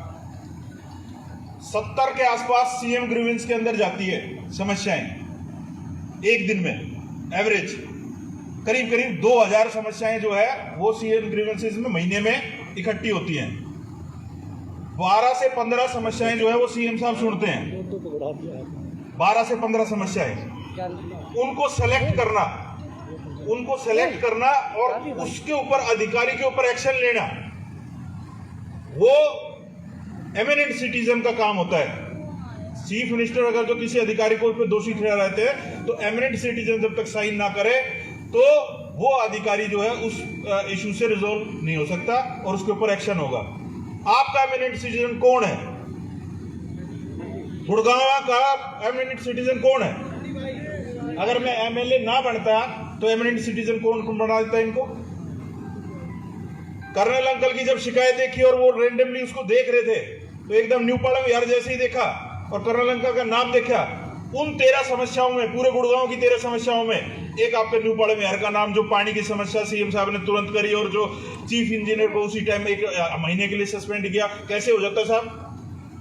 आपका आदमी विधानसभा में पहुंच गया, आपके आदमी ने कॉलोनी, कच्ची कॉलोनी में रहने का एक्सपीरियंस समझ रखे है, आपके आदमी को आपकी दुख दर्द का पता है, तब जाके तो मैंने कह दिया कि भाई जिस टाइम पे कॉलोनियां बढ़ रही होती है उस टाइम पे तो कोई अधिकारी आता नहीं, और बाद में जब मकान बन जाते हैं तब पीड़ा पंजा लेके आ जाते हैं, तो वो आदमी, गरीब आदमी जाएगा कहां? तो उस टाइम पे 8 महीने लगे पूरा का पूरा इस एक्ट को तैयार करने में, जो अभी 20 तारीख के अंदर पूरे हरियाणा को 1350 कॉलोनियों का आपके इस न्यू पाड़ा विहार के जो आपने एमएलए बनाया, उसकी हमारी इस मेहनत से वो आज पूरे हरियाणा को जो ये फायदा मिलने जा रहा है, वो 1350 कॉलोनी का, वो आपके आशीर्वाद से, जब आपने मेरे को एमएलए बना के भेजा, उस वजह से आप पूरे हरियाणा को फायदा मिल रहा है। हरियाणा आज का तो बना नहीं, 1966 में बना था साहब, इससे पहले नहीं हुआ। मेरे से पहले भी एमएलए रहे हैं, कच्ची कॉलोनियां तब भी थी, तो क्यों नहीं बना साहब उससे पहले? अब किस लिए? क्योंकि इसके लिए मेहनत करनी पड़ती है साहब। पूरे 8 महीने लगे, एक्ट इतनी आसानी से ना, अमेंडमेंट में ही महीनों लग जाते हैं, साल लग जाते हैं। तो नए इस एक्ट के अंदर आप लोगों की कॉलोनी का जो काम है, ये आप दूसरी एक बात समझो, जो अभी सनी भाई कई देर से बता रहे थे कि बहुत सारे काम जो है यहाँ पे किस वजह से रुके, कभी वो प्रॉब्लम कर रहा है, कभी वो। अभी मैं आप लोगों को इकट्ठा करने का ये भी रीजन बताता हूँ साहब। अब तक मैंने कॉलोनी के अंदर ये भाईचारा बनाने की पूरी कोशिश करी कि कोई आदमी भी बदतमीजी कर रहा है, ठीक है भाई, वो गुस्से में नाराज है तो उसको काम को रोक दो, लेकिन अब ऐसा नहीं होगा। अब जो है, क्योंकि एक आदमी के बदतमीजी करने से अगर 100 आदमियों का नुकसान हो रहा है, तो अब मैं उसके ऊपर एक्शन लूंगा। क्योंकि मैं कितनी बार आप लोगों की ये सुनूंगा कि भाई उसकी वजह से ये, और मतलब कि भाई ये काम रोक, कि भाई ठीक है कोई भी आदमी नाराज ना हो एक भी, लेकिन आदमी ने अगर अपनी ये फितरत ही बना ली तो अब उसके ऊपर कार्रवाई करूंगा। ये मैं आज आप लोगों से खुल के बता रहा हूँ। कोई आदमी कहे कि भाई राकेश जो है, फिर ये आप लोगों को भी ये बिल्कुल पूरा का पूरा अब जो है कोई बख्शा नहीं जाएगा। गलत काम कोई भी करेगा, किसी आदमी को कोई परेशान करेगा, तो उस आदमी को ना तो किसी को परेशान करने दिया जाएगा और ना ही गलत काम करने दिया जाएगा। तो अब आज आप लोगों से आपने मिलने का ये मेरा मोटिव था। आप लोग एक चीज समझ लीजिए कि कॉलोनी, अब मैं आता हूं कि कॉलोनी टूट क्यों रही है। कॉलोनी के अंदर साहब सबको पता चल चुका है कि राकेश दौलताबाद ने पूरा जोर लगा रखा है, और ये कॉलोनी जो है सीएम साहब ग्रीवेंस की मीटिंग में भी क्या मतलब ये फाइनल है। अब जो है, अब ये इसका 2 महीने के अंदर अंदर, अब जब ये बात इतनी स्पीड से फैल लगी कि भाई ये कॉलोनी पक्की होने वाली है, कारण क्या हुआ ये टूटने का, मैं बता रहा हूं आपको, इस बात को समझने की कोशिश करना। दिल्ली के बहुत सारे नए डीलर जो है वो हमारे इधर आए, बहुत सारे नए डीलर आए, और इतनी स्पीड से प्लॉटों को खरीदना शुरू करा, और इतनी स्पीड से जो है मल्टी स्टोरी जो है बिल्डिंगें बनानी शुरू कर दी, क्योंकि उनको पता है कि अब जो है अप्रूव होने के बाद, नक्शा पास होने के बिना आगे कॉलोनी के अंदर काम नहीं होगा। तो जब तक अनअप्रूव्ड है तब तक आप कैसे भी बनाए जाओ, लेकिन अप्रूव्ड होने के बाद, ठप्पा लगने के बाद जो है आप लोगों को जो है वो उसके अंदर नक्शा पास करवा के ही काम कर सकते हैं। अब साहब हुआ क्या कि बहुत सारे जो दिल्ली से डीलर आए, इन्होंने इतने स्पीड से प्लॉट जो खरीदे, अब क्या किया इन्होंने, एक गली के अंदर 5-5, 10-10 मतलब इतनी बड़ी बड़ी बिल्डिंगें बना दी। और उस बिल्डिंग के अंदर अब क्या होगा, जब लोग रहेंगे वो बेचेंगे उनको, तो अब होगा क्या साहब, लोग रहेंगे, जगह उतनी है, सड़क के अंदर पार्किंग छोड़ नहीं रखी उन्होंने बिल्डिंग के अंदर, पूरी गली की साइज तो बढ़ नहीं सकता क्योंकि पूरे मकान बन चुके हैं पूरी गली के अंदर। अब वहां पे खड़ी होंगी उनकी गाड़ियां जो वो बेचेंगे। अब वो बेचने के बाद जो वो गाड़ियां खड़ी होंगी तो वो गाड़ियां और जो सड़क ये टूटेंगी उसको वो मतलब वो पूरे न्यू पाड़ा विहार के अंदर जो यहाँ 30-35 साल से आदमी बसा हुआ है उसको भी अपने घर में घुसने तक के लिए, क्योंकि इतनी स्पीड से यहाँ पे तो ये तो 3 महीने अगर जो इसको ना रोका गया तो 3 महीने में इसमें प्लाट खाली ना छोड़ेंगे, क्योंकि सबको पता है यहाँ पे तो बहुत ज्यादा रेट बढ़ने वाले हैं इस कॉलोनी के।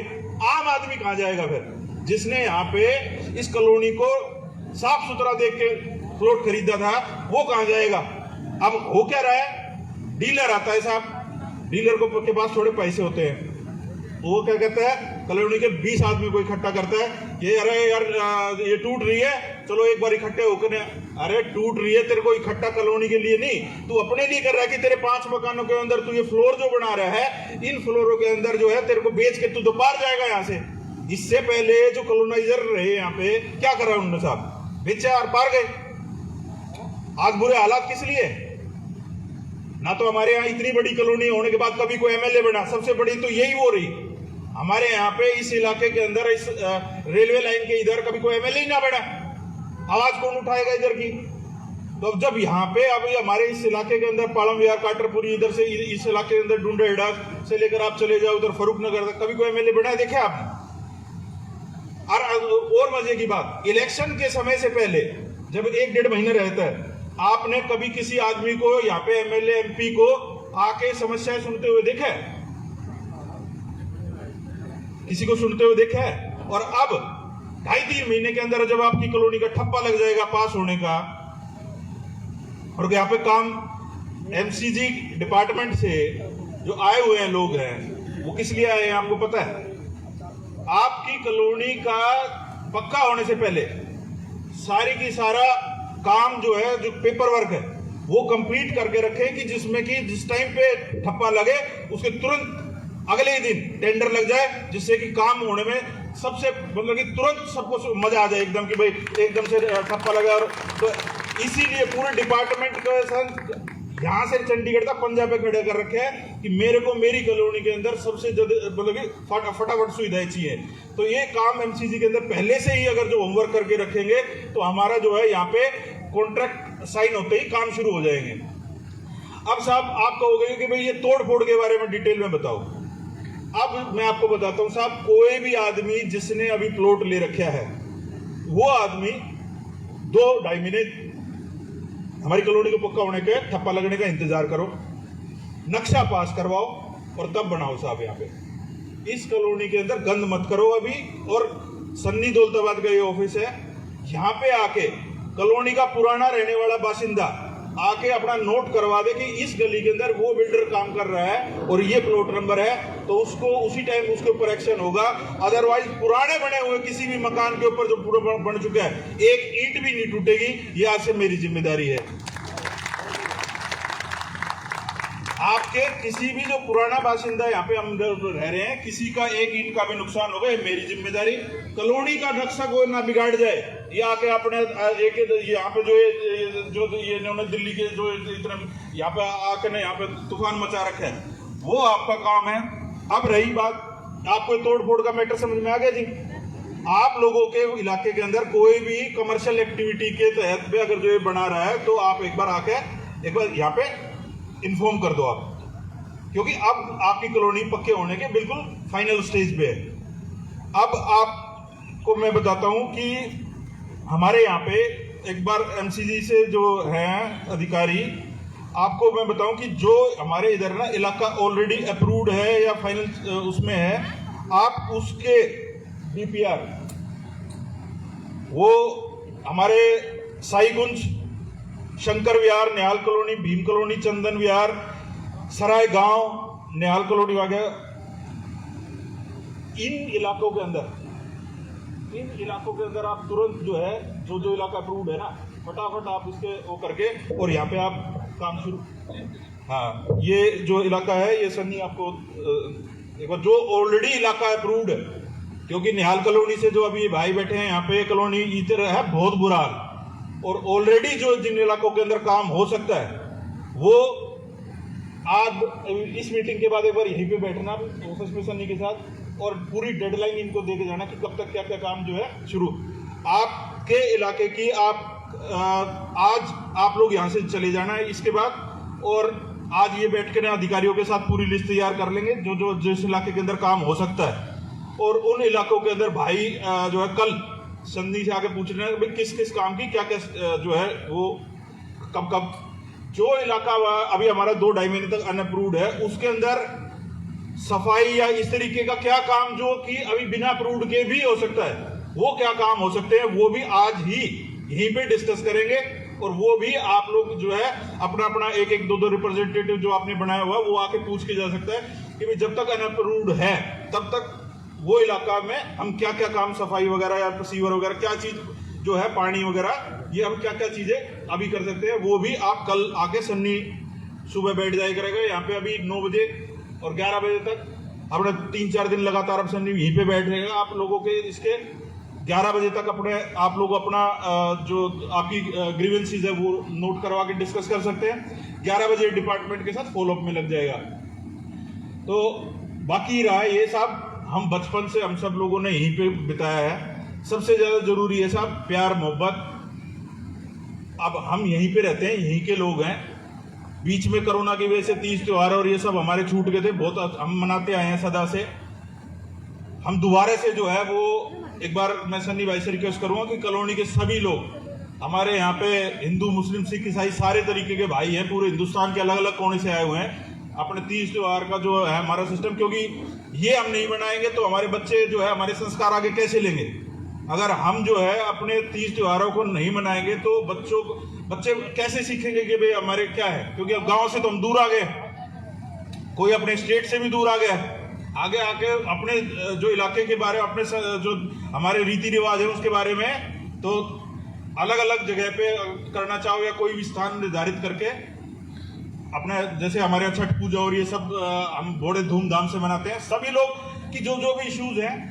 तो अब यहाँ पे आके कियोस बेशक से ना करें, क्योंकि अभी काफी टाइम हो गया सब लोगों को, जो कमांडर साहब को नोट करवा चुके हैं वो, अदरवाइज आप अपनी सारी की सारी जो डॉक्यूमेंट पेपर जो है ना आपने दे दिया, अब अगले 4 दिन में आपको खुद आपका एक आदमी के पास जरूर कॉल चला जाएगा कि भाई, क्योंकि इसमें क्या हुआ कि मेजोरिटी क्या है कि 20-20, 25-25 लोगों ने साइन करके दिए हुए हैं, तो एक आदमी को उनका शायद हमने क्या करना चाहिए कि व्हाट्सएप ग्रुप बना देंगे और एक आदमी को इन्फॉर्म कर देंगे कि भैया आपने ये समस्या दी थी और इसका ये टाइमलाइन डिसाइड हुआ है, और आप लोगों को जिससे कि बार बार आप लोगों को फिजिकली फॉलोअप नहीं करना पड़ेगा, आपको अपना काम नहीं छोड़ना पड़ेगा।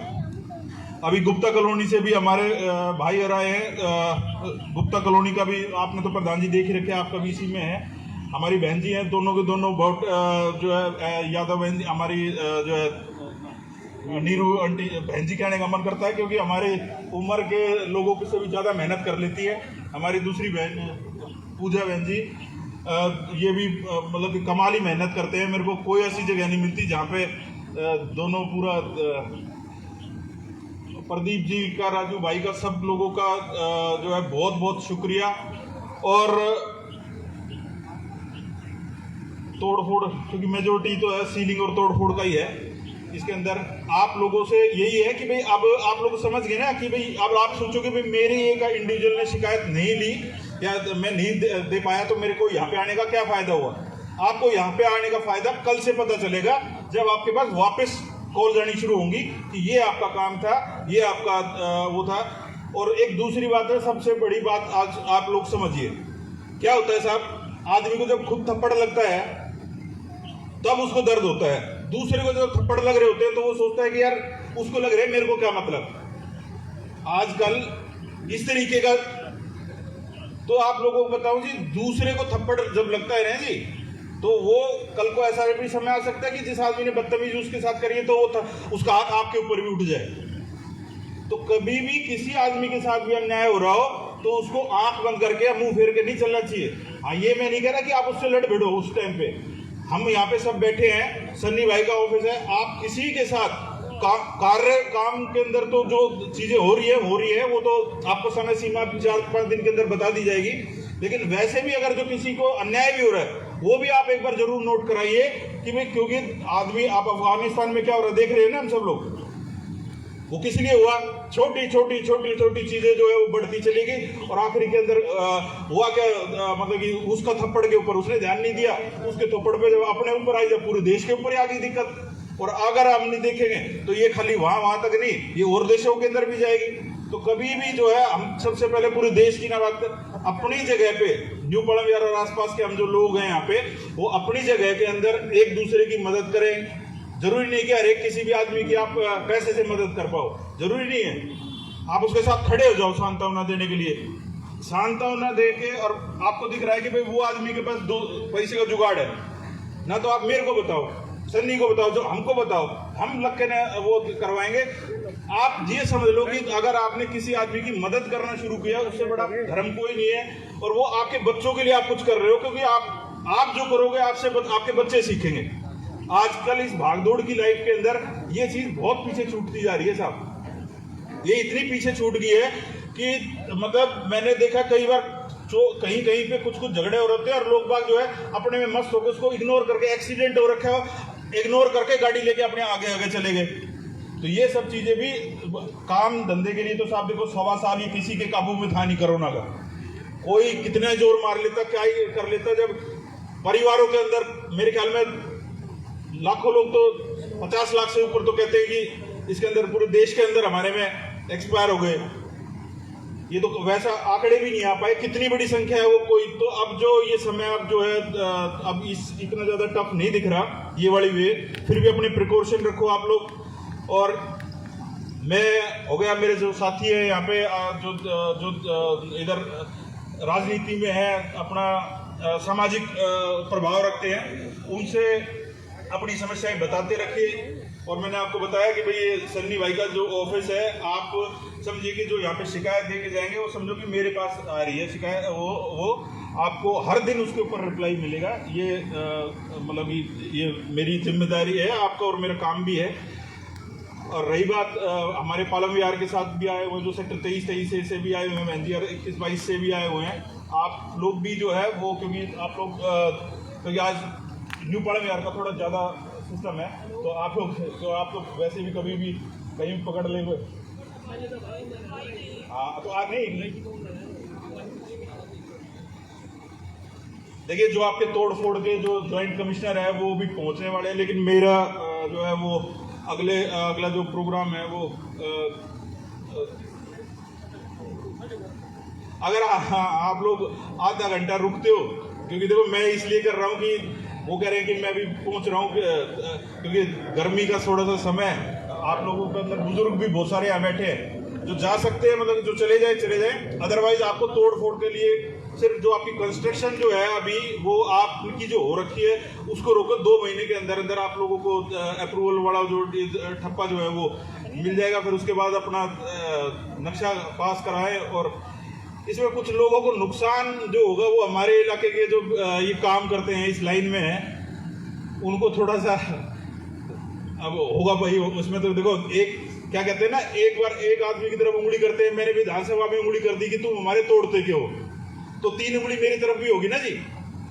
तो 3 उंगली की भी आदमी को, जैसे आप किसी काम को सही के लिए बोल रहे हो तो 3 उंगली आपको भी देखनी है कि भाई आपके अंदर वो एक फिल्म का डायलॉग है ना, कौन सा है वो, प्रेम चोपड़ा, वो कहते कि भाई आप दूसरे के घर पे पत्थर जब रखो, मतलब कि अगर आपका घर शीशे का या कुछ खत्म करनी है, तो अब हमारे को भी देखना है कि भाई अगर सरकार अगर जो इतनी विलिंगली अब हमारे को सारी सुविधाएं देने वाली है, तो हम इस कॉलोनी के अंदर इस तरीके की कमर्शियल एक्टिविटी को रोकें जो कि और लोगों की जिंदगी दूभर ना बनाए।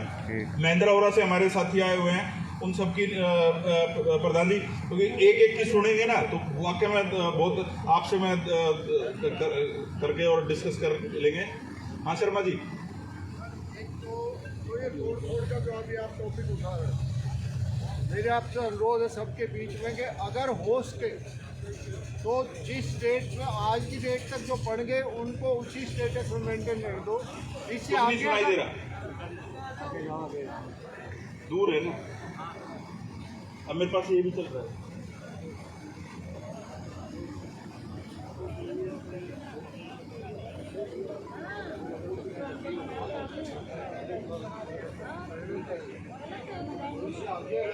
तो बोल दिया जो हमारे मकान बने हुए हैं जिसमें लोग रह रहे हैं, कुछ बन चुके हैं, उनके यहाँ कोई नहीं ईंट लाएगा, ये बोल दिया आपको। उसकी आप टेंशन ना लो आपको किसी के ऊपर। हाँ, लेकिन आपको वो लोग जरूर भड़का देंगे जिनका ये प्रोफेशन है ना साहब। देखो उनकी वो मैं उनकी भी समझ सकता हूँ भाई है।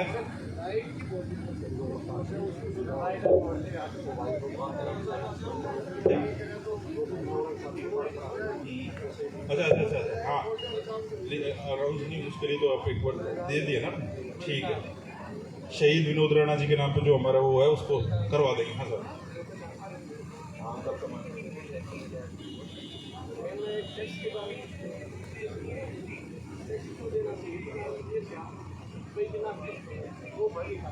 साहब अभी सुनिए साहब, जिसके भी कोई नोटिस वोटिस आ रहा है उसने कुछ नहीं होना।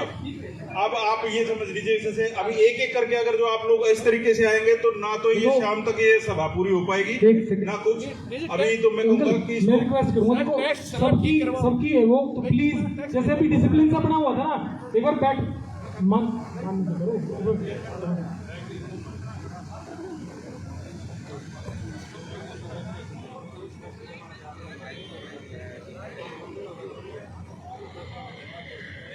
कितना टूटे हैं?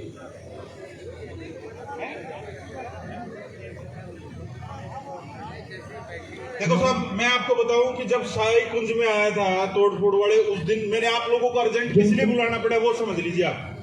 क्योंकि क्या हुआ कि पहले जब शाही कुंज के अंदर वो तोड़फोड़ हुई थी तब वापस भेजने के लिए, और फिर अब ये कल हुई उसको वापस भेजने के लिए, दोनों के लिए आगे कभी ऐसी समस्या ना हो उसके लिए मैं बताऊं कि अब जो कंस्ट्रक्शन है उसको आप बिल्कुल बंद करिए, और जो फर्दर जो ऑलरेडी लोग रह रहे हैं जो बन चुके हैं उनके अंदर कोई भी तोड़ फोड़ के लिए नहीं होगा। और जो 2 महीने के अंदर हमारी ये जो 2-2.5 महीने के अंदर अप्रूव हो जाएगा तो उसके बाद जो है वो आप हम नक्शा पास करवा के और अपने काम घर के कामों को अच्छी तरह सुचारू रूप से चला पाएंगे। अब इसके अंदर जिस तरह आपका टूटा है हम सब मिलकर आपकी मदद करेंगे। हाँ रह लो आराम से, वो करवा दूंगा मैं आपको। ये आप जितेंद्र जो अभी हमारे इधर एंक्रोचमेंट के लिए जिम्मेदार हैं वो जॉइंट कमिश्नर जितेंद्र गर्ग जी, वो भी आ गए हैं अभी यहाँ पे। तो पहले ये सब चीज़ें डिस्कस हो गई थी, जैसे आपको बता दिया कि भाई आपको तोड़ फोड़ वगैरह वाला सिस्टम जो है वो इसलिए था क्योंकि इतनी स्पीड से यहाँ पे बिल्डिंगें बननी शुरू हो गई थी। जो ये बाहर से डीलरों ने आके यहाँ पे काम करना शुरू करा, क्योंकि सब लोगों को दिख रहा था अब रेट बढ़ने वाले। तो अब आप सब लोगों को अब शांति है, कुछ और भी दिक्कत है। देखिए मैं आप लोगों को एक बात बताऊं, अब दिक्कत तो सभी लोगों को बहुत सारी आएगी, इसलिए हमने कहा कि सामने ऑफिस खुला है, 4-5 दिन आप लगातार आके आप 9 से 11 बजे तक बताएं, इंडिविजुअल ऐसी बातें कोई भी है। अब तो बस अब इसको कंक्लूड करके अब एक बार मैं चाहूंगा कि भाई एक बार सनी भाई आप बताओ।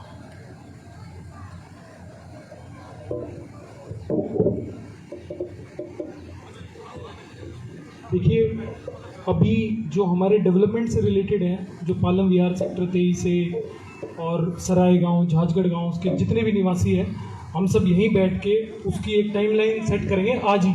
इसके बाद तो अभी जो कटारिया अंकल ने इशू रखा था तोड़ फोड़ वाला, तो मैं एक बार जॉइंट कमिश्नर साहब हैं, क्योंकि उनकी भी जो ग्रीवेंस है जो हमने अभी यहाँ पे भाई साहब ने कन्वे करा है कमिश्नर साहब कि अभी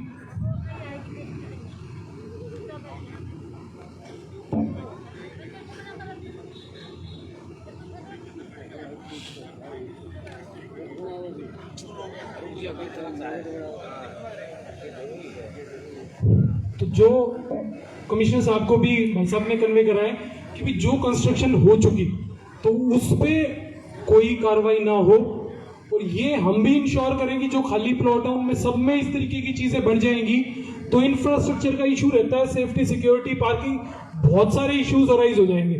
तो जितने भी लोग हैं जो भी बना रहे हैं, कोई काम शुरू करना चाहता है तो वो 2-3 महीने वेट कर सकता है। 2-3 महीने वेट करने के बाद जब रेगुलराइज हो जाए तो हम एक सिस्टमेटिक तरीके से उसको बनाएं जिसमें प्रॉपर पार्किंग का भी प्रोविजन हो और रोड पे इंक्रोचमेंट भी ना हो। तो ये कलेक्टिव रिस्पॉन्सिबिलिटी लेनी पड़ेगी। तो जैसे भाई साहब ने बताया कि भाई कुछ लोग इसमें जिनको परेशानी भी होगी, पर अगर हम ज्वाइंटली इसकी तरफ मूव कर जाएंगे, परेशानी जब ज्यादा होती है कि कोई एक आदमी तो बना ले और दूसरे को रोक दिया जाए। तो जब हम पूरी की पूरी कॉलोनी में इस तरीके का ज्वाइंट एफर्ट ले लेंगे कि भाई प्लॉटों के बाहर इंक्रोचमेंट ना हो, भाई जिसको बनाना है प्लॉट अपने प्लॉट के अंदर बना ले, और उस प्लॉट की भी जो लोग रहेंगे उनके लिए भी वो फ्रूटफुल जब ही रहेगा जब वहां पे पूरा प्रॉपर पार्किंग, इलेक्ट्रिसिटी, सीवर, पानी का प्रोविजन हो। तो भाई साहब ने जेसी साहब को भी वही कहा है कि हम अपनी कॉलोनी की तरफ से जेसी साहब को ही बता देते हैं भाई नई जो कंस्ट्रक्शंस हैं उनको आप सब रिक्वेस्ट करो कि भाई 2-3 महीने जब तक हमारी कॉलोनी अप्रूव नहीं होती, जब तक हमारे मैप सेंक्शन नहीं होते, हम उन कंस्ट्रक्शंस को नहीं करेंगे। अगर फिर भी हमारी बात कोई नहीं मानता है तो फिर डिपार्टमेंट अपनी कार्रवाई करेगा ही। तो उसके लिए तो हम, और जैसे कटारी अंकल ने कहा था कि भाई 30 साल से कार्रवाई नहीं हुई कॉलोनी में, अंकल कार्रवाई तो कॉलोनी में कभी रुकी ही नहीं, लगातार होती रही है। और राकेश भाई साहब पे तो उसका आपको पता होगा, महेश भाई साहब के वहाँ पे एक तोड़फोड़ थी तो वहाँ पे FIR भी दर्ज हो रखी है। तो बट अब इसको ज्वाइंटली, अब जो हम एक डेवलपमेंट प्लान शेयर कर रहे हैं कि हम इस तरीके से करें कि इन फ्यूचर भी दिक्कत ना आए। तो ये सबसे रिक्वेस्ट है। और जितने भी अभी डेवलपमेंट के इश्यूज हैं, वैसे मैं आपकी परमिशन से 15-1 मिनट में, जैसे कुछ सोसाइटी से लोग हैं और हमारे सैनिटेशन डिपार्टमेंट से भी हैं, तो उनकी जो एड्रेसेस हैं वो अपना एक बार कन्वे कर देंगे। 23 साल प्रखर जी एक बार प्लीज आएंगे आप, एक बार फटाफट हम 1 to 1 इन ब्रीफ में 2-2 मिनट में सारे के सारे जो लोग हैं। भाई साहब कह रहे हैं कि भाई 2 ही मिनट में हो जाए, फिर इसका आप भी सब लोग थोड़ा सा ध्यान रखें कि हमारी RWS आई हैं तो वो अपनी बात रख दें। जॉइंट कमिश्नर साहब भी हैं, हमारे जोन के जो एग्जीक्यूटिव इंजीनियर हैं वो भी हैं। तो प्रखर भाई, इनका इशू था कि जितनी हमारी पीछे सोसाइटी है, चिंटल, पैराडिसो, ATS और ये सारी की सारी, तो अभी वो एक्सटेंडेड एरिया MCG के अंदर आ गई हैं। उससे पहले वहाँ साफ सफाई का कोई काम नहीं होता था। तो अब मैं कहूँगा प्रखर भाई से वो शेयर करेंगे। तो जितने भी न्यू सोसाइटीज़ हैं उसके आसपास के जितने भी रोड है उसमें कभी साफ़ सफाई नहीं होती है, नाले बनते नहीं है, कचरा वहाँ पे जमा होता है, बारिश में पानी वहाँ से एग्जिट का कोई रूट ही नहीं है सर। सीवर सिस्टम ही नहीं बनाया है MCG ने। 10 साल हो गए सोसाइटी को मिले हुए कि अब और भी सोसाइटीज़ वहाँ पे शुरू होने वाली है, लोग और भी मूव करने वाले हैं, तो वो भी क्या 10 साल अगले ऐसे ही झेलते रहेंगे इस चीज़ को। तो आपका इसमें रिक्वेस्ट है सर कि इस चीज़ को प्लीज़ एड्रेस करवा दीजिए। Thank you. जितने भी हमारे सेक्टर रोड्स हैं उसमें विजेंद्र शर्मा जी हैं सैनिटेशन से, MCG से, तो ये बता देंगे। हमारी एक मशीन भी लगी हुई है तो उसका रोस्टर प्लान आपके RWS के साथ शेयर कर देंगे। जिस जिस रोड की क्लीनिंग करेंगे एक फेज मैनर में क्लीनिंग का रोस्टर आपके साथ शेयर करें। सर हम लोग ये चाहते हैं कि जितने भी RWS हैं द्वारका एक्सप्रेसवे की, आपका नंबर उन सबके साथ शेयर कर देंगे। आप सारे सोसाइटीज़ के साथ कोऑर्डिनेट कीजिए और उसके आसपास जो भी गंद फैला हो उसको साफ करवा दीजिए। साफ होता ही नहीं है सर कभी।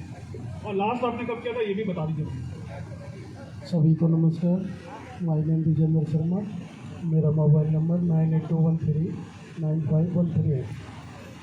हमने इस वाले एरिया में 8-8, 10-10 आदमी लगाए हुए हैं। सारी डिटेल मेरे से ऑफिस से ले लो या मैं आपको फ़ोन पर दे दूँगा। हमने वो लड़के लगाए हुए हैं। फिर भी उसके बाद जो आपके इश्यूज़ हैं मुझे एक बार पर्टिकुलर बता दो, मैं सारे करवा दूँ।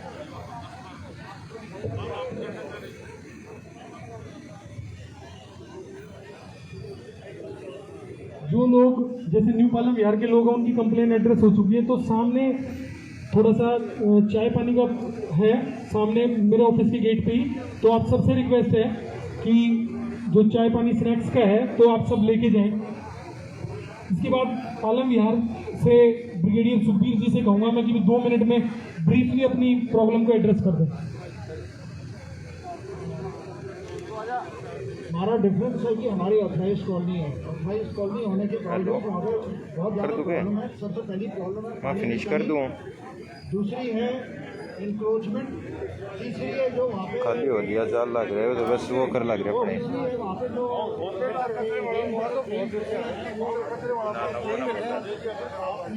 ना हो गया प्लेट हो गया ना, वहाँ पे ठहर जाना था ना।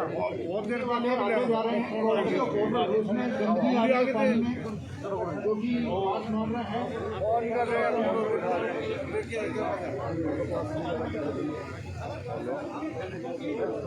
हमारे आपने एमसीडी में हमने इतनी रिपोर्ट दी है, वो कर लग रहा लेकिन कोई रिस्पॉन्ड नहीं करता। अभी जब ना बैग में हो 15 दिन पानी बहुत अच्छा है, लेकिन उसके बाद फिर से वही प्रॉब्लम चालू हो गई है। मतलब प्रॉब्लम